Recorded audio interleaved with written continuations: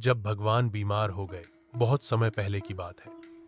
उड़ीसा के पुरी नगरी में समुंदर की लहरों के किनारे बसा था एक दिव्य मंदिर, श्री जगन्नाथ मंदिर।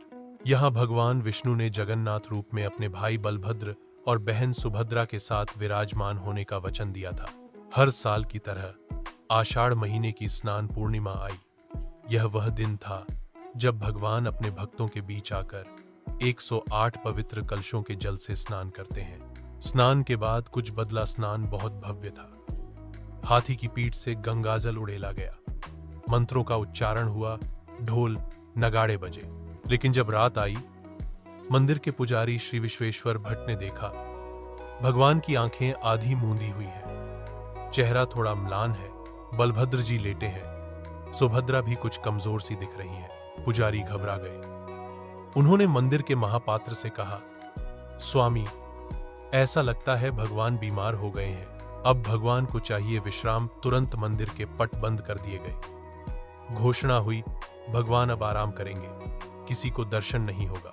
15 दिनों तक मंदिर के भीतर केवल विशेष वैद्य सेवक ही जाते हैं।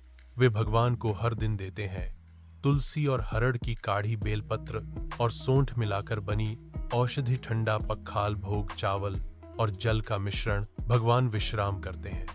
न कोई उत्सव, न संगीत, जप रहा। सेवकों का प्रेम और श्रद्धा। इन दिनों पुजारी भगवान से बात भी करते थे, जैसे कोई बीमार बच्चे से करे।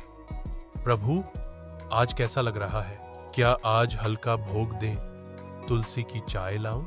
ऐसा लगता था मानो ईश्वर अब भक्त के समान हो गए हों, जो पीड़ा को भी अनुभव करते हैं। फिर लौटी मुस्कान।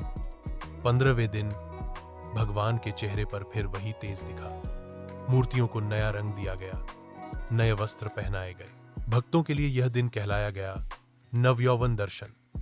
लोगों ने पहली बार फिर से भगवान को देखा, ताजे रंग में, नई मुस्कान में, जैसे बीमारी के बाद कोई बालक फिर से हौस पड़ा हो। और रथ यात्रा की शुरुआत। इसके बाद तीनों भाई बहन रथों में बैठकर अपनी मौसी के घर गुंडिचा मंदिर की ओर निकलते हैं। पूरी नगरी में फिर से भक्ति की बयार बहती है। लोग कहते हैं, प्रभु जब खुद बीमार हो सकते हैं तो वो हमारी पीड़ा जरूर समझते हैं। कथा की सीख, ईश्वर केवल पूज्य नहीं, वे हमारे जैसे ही भावनाओं से जुड़े हैं। वे भी विश्राम करते हैं, वे भी पीड़ा समझते हैं, और सबसे सुंदर बात, वे हर बार फिर मुस्कुराते हैं और हमें भी मुस्कुराना सिखाते हैं। अगर आप चाहें, मैं इस कहानी को ऑडियो स्क्रिप्ट, बाल, पोथी या नाटक के रूप में भी प्रस्तुत कर सकता हूं। बताइए, क्या पसंद करेंगे?